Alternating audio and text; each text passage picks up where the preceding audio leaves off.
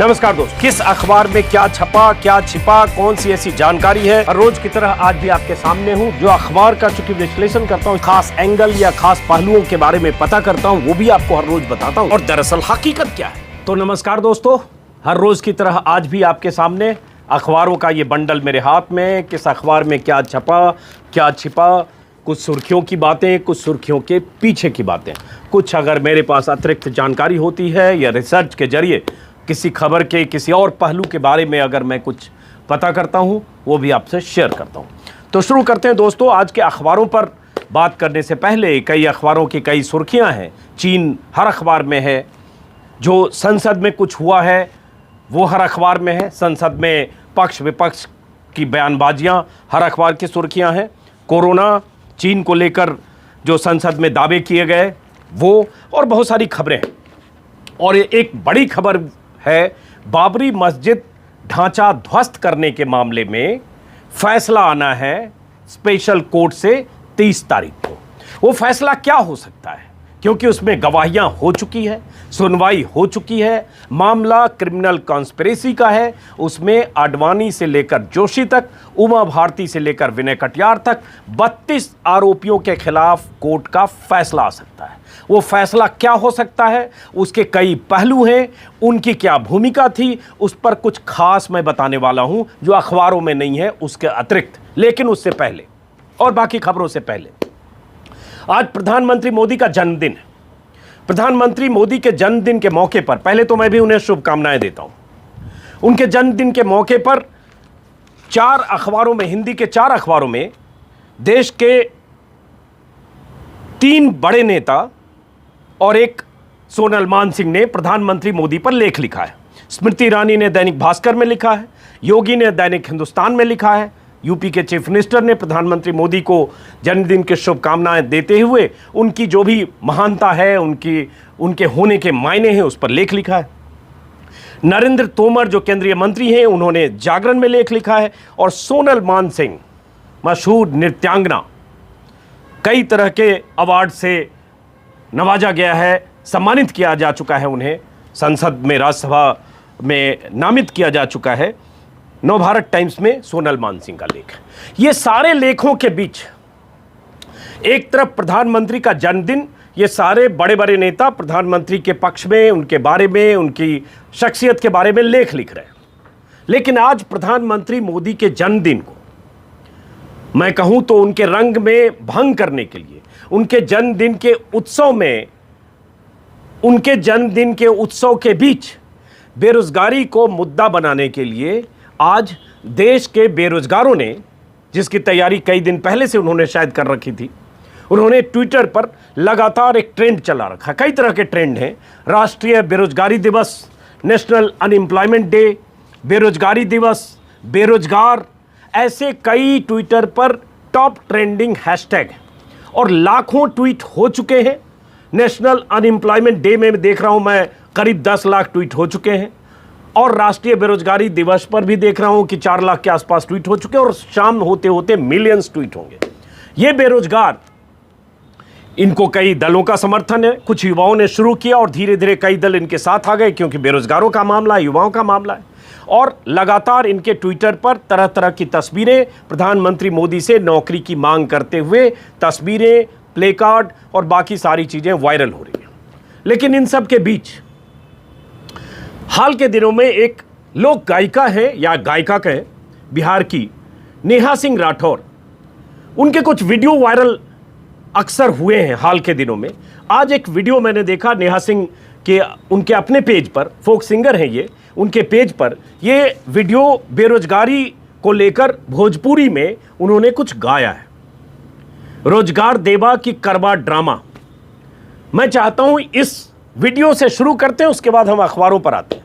तो जरा नेहा सिंह को सुनिए उनके शब्दों में, ये मैं कोशिश करूंगा, 1-1.25 मिनट का ये वीडियो है, आप जरा सुनिए। और इसमें बेरोजगारों का दर्द है, आक्रोश है, और जो देश में बेरोजगारों की स्थिति है उसको आवाज दी है नेहा सिंह ने। सुनिए। रोजगार देहबा की करब डरामा, कुर्सिया तो हर बाप के नहा, बाप के नहा तो हर दादा के नहा, बाप के ऐसे न चली भरमाना कुरुसिया तो हर बाप के नहा। ऐसे न चली भरमाना कुरुसिया तो हर बाप के नहा। थरिया बजावे बेरोजगार भैया, मिली जुली करे गुहार भैया। बहिर तोहार सरकार भैया, सुनाता नहीं है। डालना तेल कनवामा कुरुसिया तो हर बाप के नहा। ऐसे ना चली भरमाना कुरुसिया तो हर बाप के नहा। नून मरिचा धनिया पोसात नहीं खे, लिहाल कर्जा भरात नहीं खे। रोवेला ननका चुपात नहीं खे, चली न कवनो बहाना कुरुसिया तो हर बाप के नहा। चली न ऐसे भरमाना कुरुसिया तो हर बाप के नहा। बिगहा भरवादा भुलाई गईला, झुकल नजर करी खाई। जो कुछ नेहा सिंह की आवाज में आपने सुना वो काफ़ी है देश के बेरोजगारों की दशा, उनकी स्थिति को बताने के लिए। आप सबको पता होगा कि देश में बेरोजगारी एक बड़ी समस्या कोरोना के पहले भी थी और कोरोना के बाद में उस समस्या को पहाड़ की तरह आप समझ सकते हैं। 2 करोड़ नौकरी वालों की नौकरियां गई, उन्हें वो बेरोजगार हुए। 1 करोड़ 85 लाख आंकड़े आए थे जुलाई में, अकेले सिर्फ जुलाई में 50 लाख। इसके अलावा अलग अलग सेक्टर की बात करें तो वो करोड़ों हो सकता है, लेकिन रोजगार के अवसर देश में बहुत कम है। हर सरकार को जो भूमिका निभानी चाहिए वो भूमिका निभाने में नाकाम है। यूपी में संविदा पर, एडहॉक पर नियुक्तियों पर बवाल मचा है, क्योंकि सरकार ने एक नया सिलसिला शुरू करने का फैसला किया है। 5 साल के लिए एडहॉक पर नियुक्ति, और उस 5 साल में उनके काम का कई पैमाने पर परखा जाएगा। उसके बाद वो रेगुलर हो पाएंगे कि नहीं, इसकी गारंटी नहीं, उस पर हंगामा। तो ये बेरोजगारों का मामला है। अब शुरू करते हैं आज के अखबारों से। और बेरोजगारों के मुद्दे पर चाहे कोई भी संगठन, किसी भी संगठन की पुकार हो, किसी संगठन का आंदोलन हो, किसी संगठन का संघर्ष हो, किसी संगठन की ताकत हो, उन सब के पीछे मैं मानता हूं ऐसी मुहिम को साथ देना चाहिए। तो मैं इस मुहिम के साथ हूं, भले ये राजनीतिक तौर पर इसके साथ बहुत सारे लोग जुड़ गए हों, उनकी अपनी राजनीति हो। मैं सिर्फ उस मुद्दे को, मुझे लगता है बेरोजगारी के मुद्दे को, बेरोजगारों के मुद्दे को आवाज़ देनी चाहिए, उनका समर्थन होना चाहिए। अब आते हैं खबरों की तरफ दोस्तों। कई खबरें हैं अखबारों में, तो सबसे बड़ी खबर जिससे शुरू करना चाहता हूं वो है बाबरी मस्जिद ढांचा गिराए जाने के मामले में 32 आरोपी, जिसमें आडवाणी, जोशी, विनय कटियार, उमा भारती, साध्वी रितंबरा, चंपत राय, ऐसे बीएचपी, बजरंग दल, आरएसएस और राम जन्मभूमि न्यास ट्रस्ट से जुड़े 32 नेता हैं। कुछ के नाम मैंने लिए और कुछ के नाम मैं आगे बताऊंगा अगर इस वीडियो में वक्त होगा। इन नेताओं के खिलाफ सीबीआई की विशेष अदालत में 30 सितंबर को फैसला आना है। इन नेताओं पर आरोप है कि बाबरी मस्जिद ढांचा गिराए जाने के लिए जो साजिश रची गई थी उसके हिस्सा थे। इन्होंने उस दिन 6 दिसंबर 1992 को इनकी मौजूदगी में कार सेवकों को भड़काया गया, उकसाया गया और ऐसी स्थिति आई कि ढांचा को तोड़ दिया गया। सीबीआई की विशेष अदालत इनके मामले की सुनवाई कर रही थी। सुप्रीम कोर्ट के निर्देश पर सीबीआई की अदालत को 2 साल में फैसला देना था, 2 बार एक्सटेंशन हुआ, लेकिन अब फैसले की तारीख मुकर्रर है। वो तारीख है 30 सितंबर, मतलब अभी से 15 दिन बाद, 14 दिन बाद इस पर फैसला आना। ये मामला क्या है दोस्तों, आपको बताता हूं। कुछ अखबार में पहले पन्ने पर है, लेकिन जो अखबारों में खबर छपी है उससे अतिरिक्त मैं कोई जानकारी देने वाला हूं कुछ किताब के हवाले से। अखबारों में खबर है, नवभारत टाइम्स ने पहले पन्ने पर छापा है, 28 साल बाद आएगा बाबरी केस का फैसला। आडवाणी, जोशी, उमा 30 को कोर्ट में तलब, 32 आरोपियों पर चला था मामला।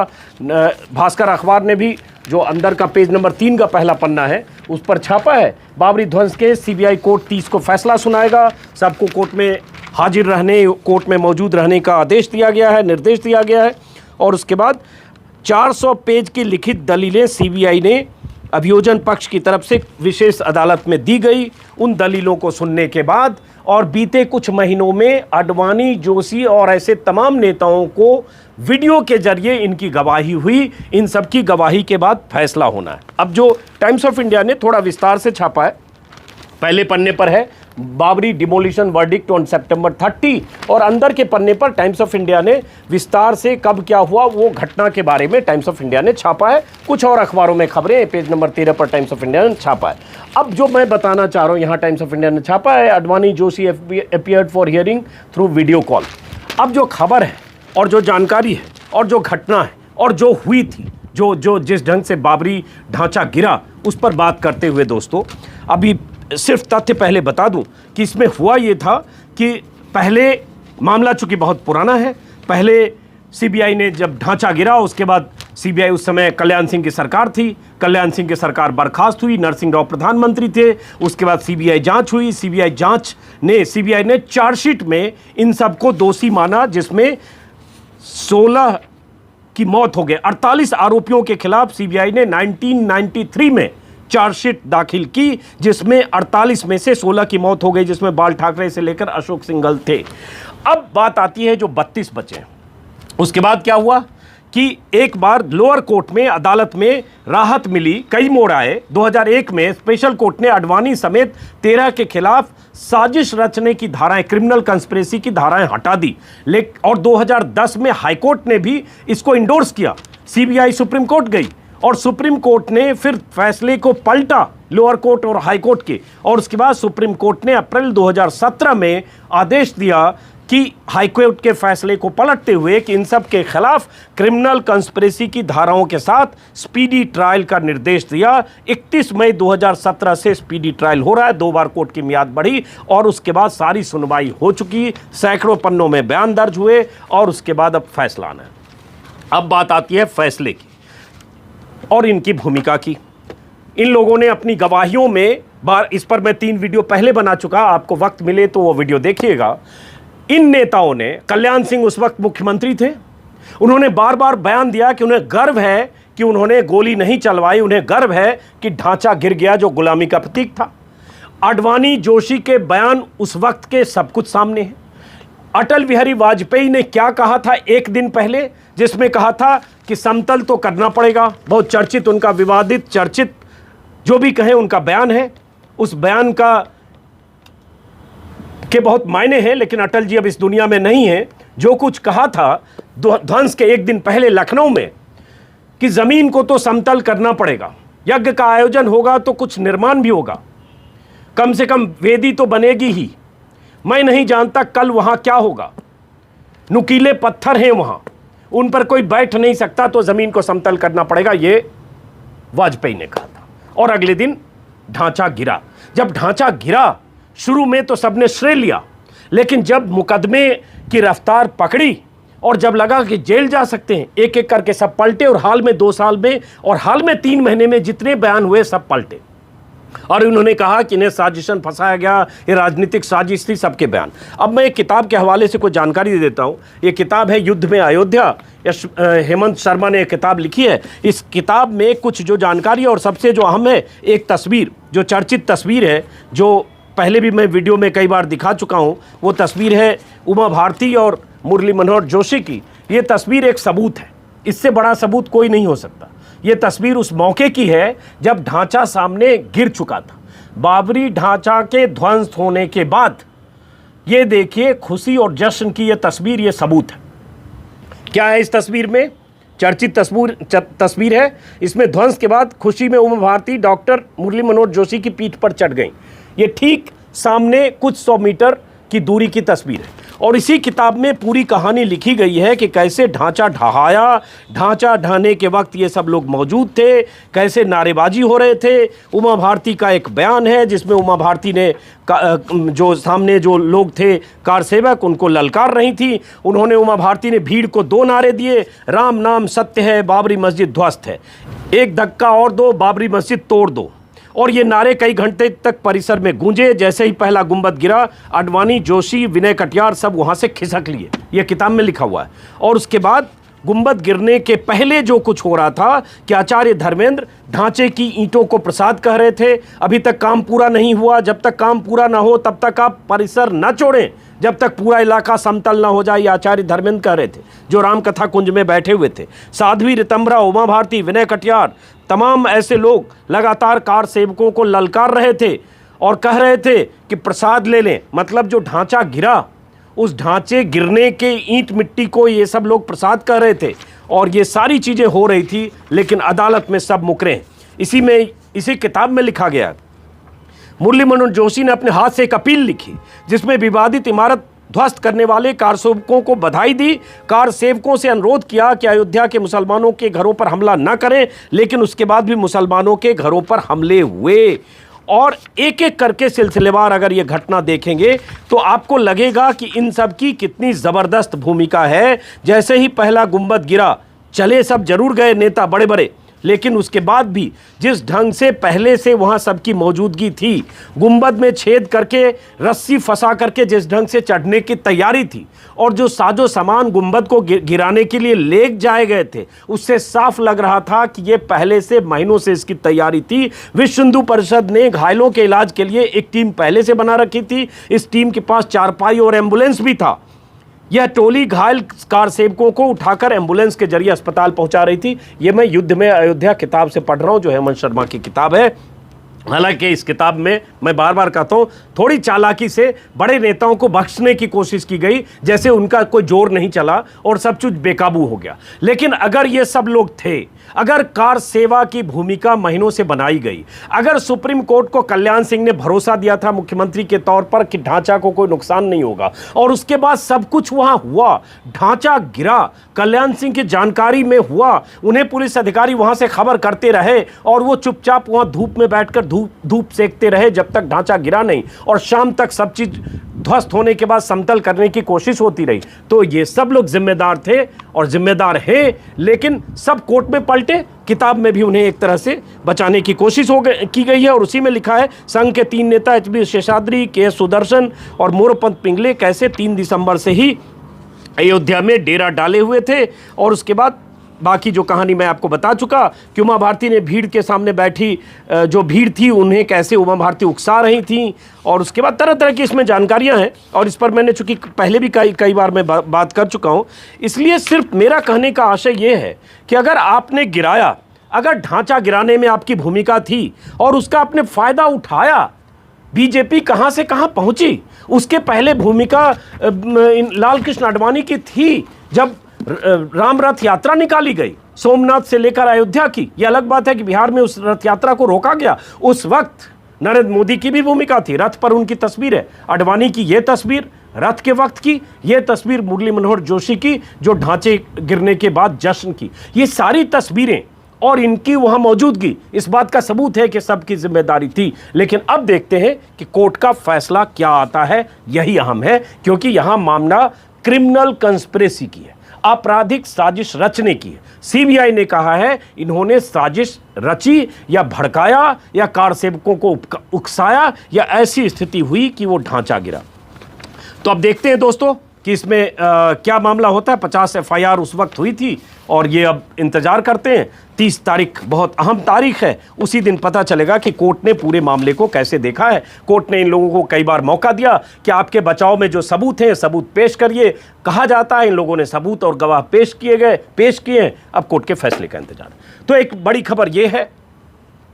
उसके बाद भास्कर की एक लीड है और ये कैसे सरकार झूठ बोलती है और कैसे झूठ की पोल खुलती है और कई बार सरकार के बयान से ही पोल खुलती है। दैनिक भास्कर की ये लीड है, 6 माह में चीनी सीमा पर कोई घुसपैठ नहीं, गलवान झड़प चीनी जमीन पर हुई थी, ये कांग्रेस ने पूछा। ये कल हुआ है संसद में, जब अभी राजनाथ सिंह जो केंद्रीय रक्षा मंत्री हैं उनका बयान था परसों, जिसमें उन्होंने बीच में एक बात कही थी कि एलएसी के पास अंदरूनी हिस्सों में चीनी सेना और चीनी सैन्य साजो सामान का जमावड़ा है, जिसका जिक्र मैंने कल के वीडियो में किया था। अब नित्यानंद राय जो गृह राज्य मंत्री हैं, इन्होंने कहा संसद में, राज्यसभा में कि 6 माह में भारत चीन सीमा पर कोई घुसपैठ की घटना नहीं हुई। यह नित्यानंद राय ने कहा। उसी पर कांग्रेस ने सवाल पूछा, तो क्या गलवान की झड़प चीनी सीमा में जाकर हुई थी? क्या भारतीय जवान, सेना के जवान क्या चीनी इलाके में चले गए थे और वहां झड़प हुई और संघर्ष में हमारे 20 जवानों की शहादत हुई? यह सवाल उठा। लेकिन यह सवाल क्यों जरूरी है? क्योंकि पहले भी मैं बात कर चुका हूं, रक्षा मंत्रालय की वेबसाइट पर अगस्त में एक बार एक खबर पोस्ट हुई। खबर क्या, डॉक्यूमेंट था, दस्तावेज था रक्षा मंत्रालय का। उस दस्तावेज में रक्षा मंत्रालय ने खुद माना कि डिफेंस मिनिस्ट्री ने माना कि ये 4 तारीख रक्षा मंत्रालय की वेबसाइट है, जो 4 तारीख को दस्तावेज अपलोड किया गया था रक्षा मंत्री की वेबसाइट पर। खबर का टेक्स्ट मैं दिखा रहा हूं, जिसमें एक टाइटल के साथ खबर अपलोड हुई, चाइनीज अग्रेशन। और इस दस्तावेज में बताया गया कि कैसे मई महीने में चीन ने भारतीय सीमा में घुसपैठ की, और उसके बाद इसमें बताया गया कि कहां घुसपैठ हुई। लेकिन क्या हुआ, ये खबर जैसे ही रक्षा मंत्रालय की वेबसाइट पर 4 अगस्त को अपलोड हुई, 5 या 6 अगस्त को टाइम्स ऑफ इंडिया में खबर छपी। ट्विटर पर बहुत सारे लोग लिखने लगे कि सरकार ने, रक्षा मंत्रालय ने मान लिया, जबकि प्रधानमंत्री पहले कह चुके थे ना कोई घुसा हुआ है। तो पहली बार डॉक्यूमेंट के तौर पर माना। क्या हुआ, रक्षा मंत्रालय की तरफ से उस डॉक्यूमेंट को डिलीट कर दिया गया। उस पर भी मैंने वीडियो बनाया, आप देख सकते हैं उस तारीख में मेरे यूट्यूब चैनल पर। डॉक्यूमेंट डिलीट हुआ। उसके बाद फिर छिपाने की कोशिशें लगातार, सच को ना मानने की कोशिशें लगातार हुई। लेकिन परसों राजनाथ सिंह ने कुछ बातें मानी जिसका संकेत में कुछ अर्थ निकला। अब नित्यानंद राय कह रहे हैं 6 माह में चीनी सीमा पर कोई घुसपैठ नहीं। बात वहीं आ गई जहां प्रधानमंत्री ने ऑल पार्टी मीटिंग के बाद कहा। और इसको इस तरह से किसी ने सवाल नहीं खड़े किए, किसी अखबार ने। लेकिन द टेलीग्राफ अपने अंदाज में चूंकि छापता है, इसलिए द टेलीग्राफ की हेडलाइन आप देखें, उससे आपको अंदाजा लगेगा कि किस तंज के साथ क्या कहने की कोशिश कर रहा है। अमिताभ बच्चन की उसने एक पिक्चर लगाई है एक फिल्म से, अमर अकबर एंथोनी से, Anthony Gonsalves in real life and Narendra Modi in real life. ये इसने टेलीग्राफ की हेडलाइन है। और ये सारे अखबार में उसी तरह से खबर छपी है, जिससे लग रहा है कि सरकार ने कहा और हम सब ने मान लिया। सरकार ने कहा LAC पर हालात नाजुक, संसद में बहस ठीक नहीं। गृह मंत्रालय ने बताया 6 महीनों में चीन से कोई घुसपैठ नहीं। मुझे लगता है अगर गृह मंत्रालय ने ये बताया कि 6 महीने में चीन से कोई घुसपैठ नहीं, तो जो गृह मंत्रालय की तरफ से रक्षा मंत्रालय की तरफ से जो पहले डॉक्यूमेंट जारी किया गया, या रक्षा मंत्री की तरफ से संसद में कहा गया, या समय समय पर ऐसे बयान आए। यहाँ तक आपको एक बार बता दूं कि चीन में जो भारतीय राजदूत हैं, उन्होंने भी एक बार एक इंटरव्यू में PTI में ये बात कह दी थी, और उनके इंटरव्यू के टेक PTI ने रिलीज किए, और कुछ देर के भीतर वो PTI को विड्रॉ करनी पड़ी खबर। हालांकि उसको लेकर बहुत तनातनी हुई, और चीनी राजदूत के बयान को करेक्ट करके भेजा गया, वो भी खबर है। तो कई बार ऐसी चीजें कबूल करके फिर पीछे हटने की बात हुई है, तो सच छिपाने की बात है। और यहां अखबारों की भूमिका अहम होती है जब ऐसे सच छिपाए जाए। अब उसके बाद एक खबर है दिल्ली दंगों को लेकर। दिल्ली दंगों में स्पेशल सेल की तरफ से चार्जशीट हो चुका है, और चार्जशीट में CAA के जो 15 विरोधी थे, या जो लोग जिन पर आरोप है कि उन्होंने दंगा भड़काया और उसके लिए सुनियोजित साजिश की, उसमें 15 लोगों के खिलाफ 1700 पन्नों की चार्जशीट कोर्ट में स्पेशल सेल की तरफ से दाखिल हो गई है। हालांकि इस चार्जशीट में उमर खालिद, शर्जिल इमाम समेत उन 6 लोगों के नाम नहीं है जिनकी बाद में गिरफ्तारी हुई है, और उमर खालिद की गिरफ्तारी को लेकर बहुत विरोध भी हो रहा है, जिन्हें UAPA के तहत गिरफ्तार किया गया है। अब कहा जा रहा है कि पुलिस सप्लीमेंट्री चार्जशीट इनके खिलाफ दाखिल करेगी। अभी जो 15 लोग हैं उसमें ताहिर हुसैन, पिंजड़ा तोड़ कार्यकर्ता गुलफिशा फातिमा, सफूरा जरगर, नताशा ग्रेवाल, देवांगना कलिता, इशरत जहां समेत बहुत सारे लोग हैं। ये टाइम्स ऑफ इंडिया की पहली लीड है, और इसमें टाइम्स ऑफ इंडिया ने यही खबर विस्तार से छापा है कि कैसे कैसे किसकी दंगों में भूमिका को लेकर स्पेशल सेल ने अपनी रिपोर्ट में क्या क्या कहा है। ये टाइम्स ऑफ इंडिया ने छापा है, बाकी अखबारों में भी है। लेकिन दंगों को लेकर, और दंगों में भूमिका को लेकर, और दंगों में चार्जशीट को लेकर लगातार सवाल उठ रहे हैं। आपको पता होगा कि बहुत सारे एक्टिविस्ट का नाम इसमें बयानों के आधार पर, जो सप्लीमेंट्री चार्जशीट है उसमें बयानों के आधार पर योगेंद्र यादव से लेकर अपूर्वा आनंद तक, फिल्म मेकर और अर्थशास्त्री जो JNU के प्रोफेसर हैं, एक लेडी, उनका भी नाम, सबका नाम डाल दिया गया। और उसको लेकर शोर मचा, ऐसी बात हुई जैसे इन सब की भूमिका थी। लेकिन कहा गया जो 2 आरोपी 3 आरोपी हैं, उन आरोपियों ने बयान में कहा कि इन सब ने कहा था किसी सीमा तक जाओ। और अब उमर खालिद और कुछ लोगों की गिरफ्तारी और चार्जशीट पर सवाल। जूलियो रेवेरो जो बहुत बड़े नामचीन आईपीएस अधिकारी रहे हैं, उन्होंने चिट्ठी लिखी थी दिल्ली पुलिस के मुखिया को। जवाब दिल्ली पुलिस के मुखिया ने भी दिया। सवाल यही है कि आपने एक पक्ष के खिलाफ तो आरोप पत्र दाखिल किया, एक पक्ष पर तो आरोप लगाए, लेकिन दूसरा पक्ष, अगर 53 लोग मारे गए जिसमें 2/3 मुस्लिम भी मारे गए, तो मुस्लिमों को भी तो किसी ने मारा, खुदकुशी तो नहीं की। उन्हें तलवार से काट दिया, आग के हवाले कर दिया, गोली मार दी, तो मुस्लिमों को किसने मारा? अगर हिंदुओं को मारने में मुसलमानों की भूमिका थी, उन दंगाइयों की भूमिका थी, जो यकीनन थी। दंगे दोनों तरफ से हुए थे, चाहे हिंदू दंगाई हो चाहे मुस्लिम दंगाई हो। लेकिन ये आरोप लगातार है कि एक पक्ष के प्रति पुलिस ने अपना नजरिया छोड़ने वाला या वक्स देने वाला या उनके प्रति नज़रअंदाज करने वाला नज़रिया था, जिसमें कपिल मिश्रा से लेकर प्रवेश वर्मा तक तमाम लोगों के नाम पर सवाल है। फिलहाल ये चार्जशीट को लेकर ये खबर है, पुलिस फाइल चार्जशीट, और कैसे कंस्पिरेसी अगेंस्ट 15 एक्यूज, और ये फुल पन्ने की स्टोरी है। हर जगह ये सवाल खड़े किए गए हैं, क्योंकि ये लगातार सवाल पैदा हो रहे हैं। क्योंकि दंगा भड़का तो दोनों तरफ से भड़का, लोग मरे तो दोनों तरफ के मरे, बल्कि दूसरे तरफ के लोग 1/3 मरे हिंदू, 2/3 मरे मुस्लिम। तो मुस्लिमों को किसने मारा? वो दंगाई कौन थे? इस लिस्ट को अगर आप पढ़ेंगे, जो दंगाइयों की लिस्ट छपी है, जो नाम छपे हैं टाइम्स ऑफ इंडिया में, जैसे यही छपा है चार्जशीटेड, ये टाइम्स ऑफ इंडिया में छपा है।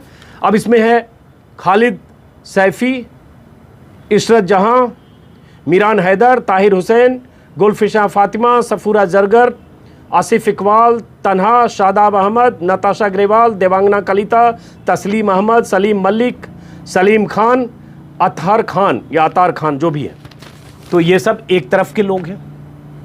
दूसरे तरफ के लोग, मुसलमानों को किसने मारा? 2/3 मुसलमानों को किसने मारा? उन्हें किसने गोलियां मारी? उन्हें किसने आग में हवाले किया? उनके घरों को किसने जलाया? मस्जिदों पर किसने हमले किए? कब्रिस्तान पर किसने हमले किए? उनके बीवी बच्चे, पुरुष, बुजुर्ग, 80 या 90 साल की एक महिला भी मारी गई। उन्हें किन लोगों ने मारा? ये इस सवाल का जवाब क्यों नहीं दिल्ली पुलिस और केंद्र सरकार को देना चाहिए? और वो तमाम दंगाई, वो तमाम ऐसे जहरीले भाषण देने वाले लोग, जिसमें कपिल मिश्रा शामिल है, उन सब के खिलाफ सन्नाटा क्यों है? उन्हें छोड़ क्यों दिया गया?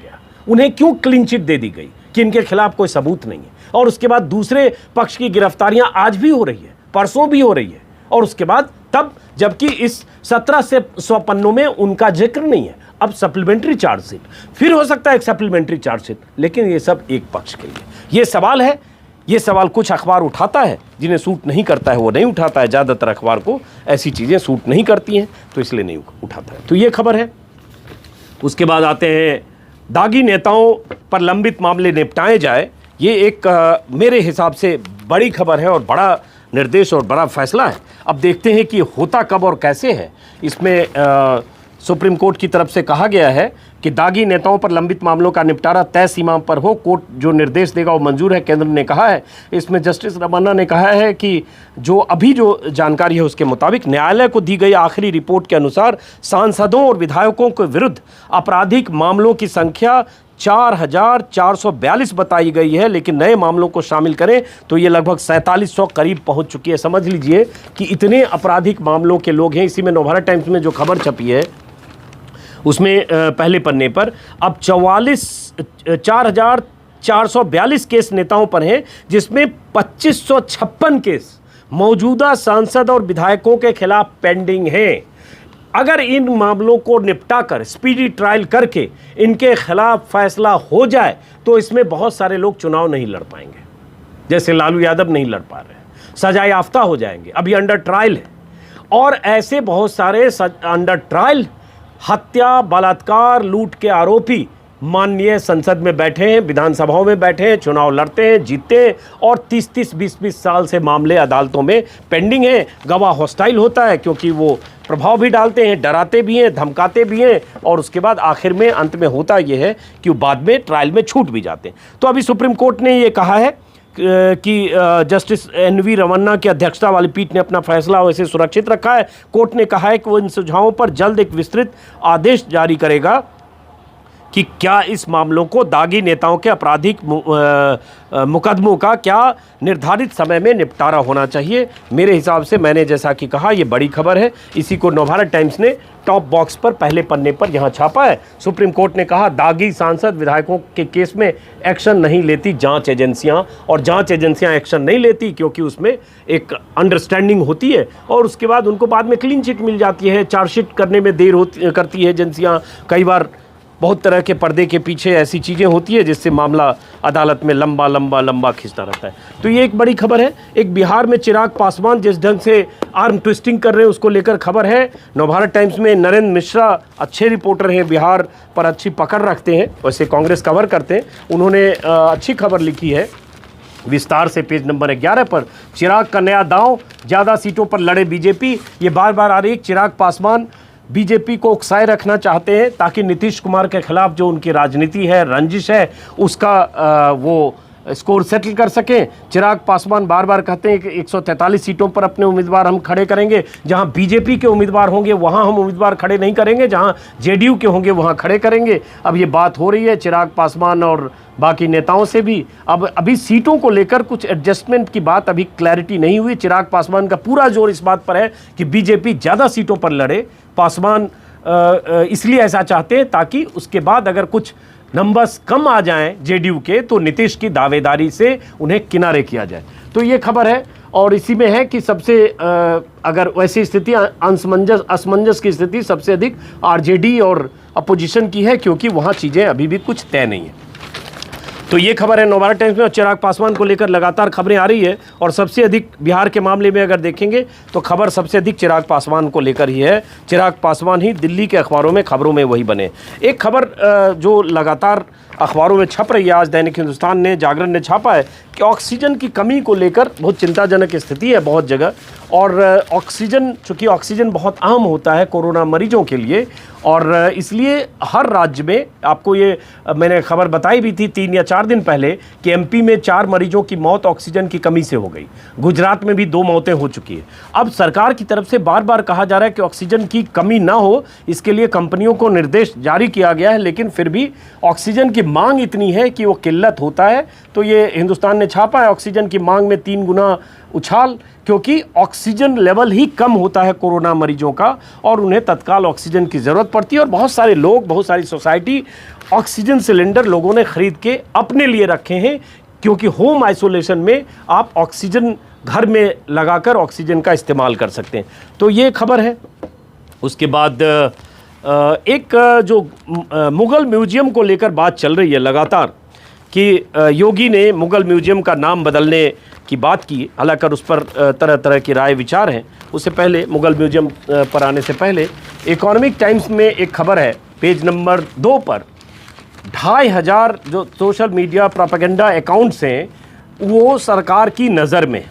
और ये इकोनॉमिक टाइम्स ने छापा है कि हांगकांग, पाकिस्तान, यूके, रसिया, चाइना, ऐसे कुछ मुल्क हैं, ऐसे कुछ देश हैं जहां से ट्विटर और यूट्यूब पर ऐसे अकाउंट चलाए जा रहे हैं जो सरकार के खिलाफ दुष्प्रचार करते हैं।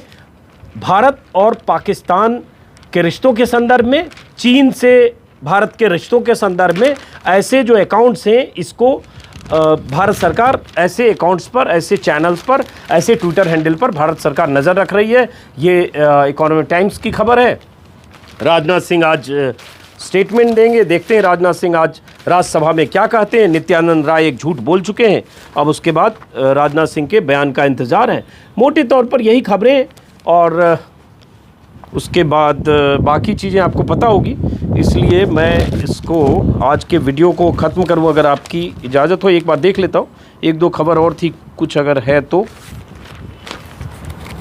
और इस बीच में ही बोल दूँ कि जिन साथियों ने मेरा YouTube चैनल जो अजीत अंजुम के नाम से है सब्सक्राइब नहीं किया है तो सब्सक्राइब करेंगे, अच्छा लगेगा। और एक बात और, बेरोज़गारों के ख़िलाफ़ हर समय मैं अपने वीडियो, अपनी स्टोरी, या जो जिन्हें नौकरियों के लिए अपॉइंटमेंट लेटर मिल गया, उसके बाद ज्वाइनिंग नहीं हो रही है या परीक्षाएं अटकी हैं या ऐसी चीज़ है, तो आप मेरे जीमेल पर जानकारी दें वीडियो अगर भेज सकते हैं वीडियो भेजें।